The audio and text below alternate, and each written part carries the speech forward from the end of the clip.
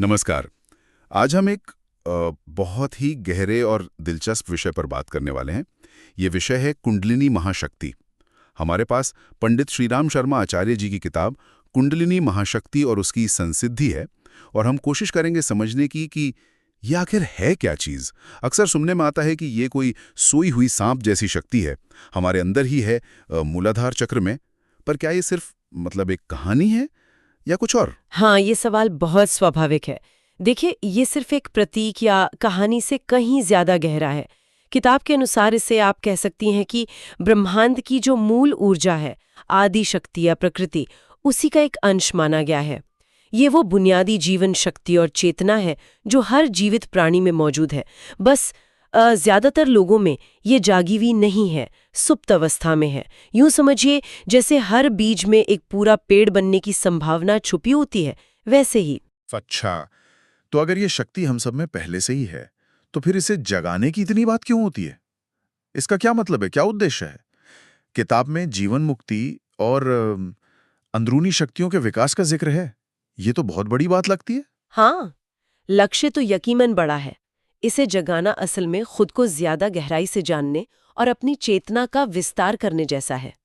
जब ये ऊर्जा जागृत होती है तो ये हमारी रीढ़ की हड्डी के साथ साथ चलने वाला एक बहुत ही सूक्ष्म ऊर्जा चैनल, जिसे सुषुम्ना नाड़ी कहते हैं, उसके जरिए ऊपर उठती है। और रास्ते में ये शरीर के अलग अलग ऊर्जा केंद्रों को, जिन्हें हम चक्र कहते हैं, उन्हें सक्रिय करती जाती है। एक तरह से ये अपने अंदर के ब्रह्मांड की यात्रा शुरू करने जैसा है।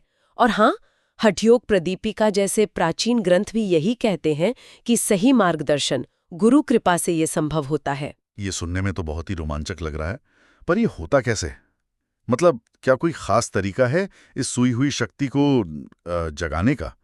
किताब में योग साधना और गायत्री साधना का जिक्र है। बिल्कुल, साधना यानी डिसिप्लिन प्रैक्टिस इसके लिए बेहद जरूरी है।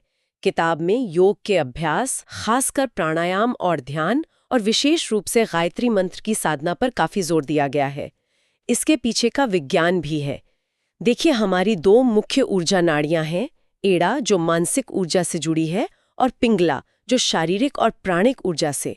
साधना से इन दोनों में एक संतुलन आता है, और जब संतुलन बनता है तभी ऊर्जा सुषुम्ना में केंद्रीय मार्ग में बह पाती है और ऊपर उठती है। तो ये संतुलन ही कह सकते हैं कुंजी है। और जब ये ऊर्जा ऊपर उठती है, चक्रों को सक्रिय करती है, तो क्या होता है?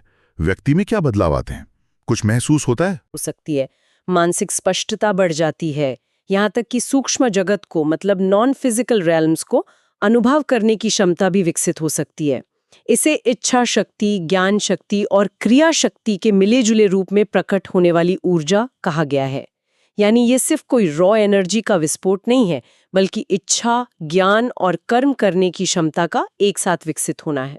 एक बात जो मुझे हमेशा बहुत आकर्षित करती है, वो ये है कि भारतीय दर्शन में मानव शरीर को ब्रह्मांड का ही एक छोटा रूप, एक माइक्रोकॉज्म माना गया है। क्या कुंडलिनी जागरण का इससे कोई सीधा संबंध है? हाँ, बिल्कुल सीधा संबंध है। इसी जागरण के जरिए व्यक्ति अपने उस ब्रह्मांडीय स्वरूप को अनुभव कर पाता है। ये महसूस करना कि जो ऊर्जा पूरे ब्रह्मांड को चला रही है, वही ऊर्जा, वही शक्ति मेरे अंदर भी मौजूद है। ये एक बहुत गहरा ट्रांसफॉर्मेटिव अनुभव है। किताब के अनुसार यही आत्म साक्षात्कार की ओर एक महत्वपूर्ण कदम है, अपने असली स्वरूप को पहचानना। और इस पूरी यात्रा में चक्रों की क्या भूमिका है? हमने मूलाधार की बात की शुरुआत में, और सुषुम्ना के रास्ते में तो और भी चक्र आते हैं ना? जी हाँ, चक्र इस यात्रा के बहुत महत्वपूर्ण पड़ाव हैं। मूलाधार से शुरू होकर स्वाधिष्ठान, मणिपुर, अनाहत, विशुद्ध, आज्ञा और आखिर में सहस्रार तक। ये सिर्फ कोई कल्पना या बिंदु नहीं है। इन्हें ऊर्जा और चेतना के विशेष केंद्र माना गया है, जो हमारे शारीरिक, मानसिक, भावनात्मक हर पहलू से जुड़े हैं। कुंडलिनी का ऊपर उठना इन चक्रों को खोलने या भेदने जैसा है, जिससे उन चक्रों से जुड़ी जो क्षमताएं हैं वो जागृत होती हैं। और सहस्रार चक्र, उसे तो 1000 पंखुड़ियां वाला कमल भी कहते हैं। हाँ, उसका क्या खास महत्व बताया गया है? सहस्रार को परम चेतना और दिव्यता का केंद्र माना गया है, बिल्कुल शिखर पर। जब कुंडलिनी साधना के द्वारा वहां पहुंचती है तो ये चेतना के उच्चतम स्तर का अनुभव होता है। इसे समाधि या परम आनंद की स्थिति भी कहते हैं। किताब इसे शिव और शक्ति के मिलन का बिंदु भी बताती है, जहां व्यक्तिगत चेतना वो ब्रह्मांडीय चेतना से एकाकार हो जाती है। तो अगर हम पूरी बात को समेटें तो कुंडलिनी हमारे अंदर छिपी हुई एक जबरदस्त संभावना है, एक पोटेंशियल है। योग और साधना के जरिए इसे जगाकर हम ना सिर्फ अपनी आंतरिक शक्तियों को विकसित कर सकते हैं, हाँ, बल्कि आत्म साक्षात्कार के परम लक्ष्य तक भी पहुंच सकते हैं। बिल्कुल सही कहा। और एक महत्वपूर्ण बात जो किताब बार बार रेखांकित करती है वो यह है कि कुंडलिनी साधना से व्यक्ति सिर्फ आध्यात्मिक उन्नति ही नहीं करता, बल्कि उसके भौतिक जीवन, उसके स्वास्थ्य, उसकी क्षमताओं में भी सकारात्मक सुधार आ सकता है। ये भौतिक और आध्यात्मिक दोनों क्षेत्रों में उन्नति का मार्ग है।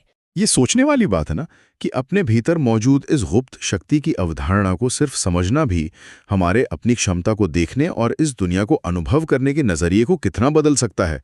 शायद ये हमें याद दिलाता है कि हम अपनी कल्पना से कहीं ज्यादा शक्तिशाली हैं।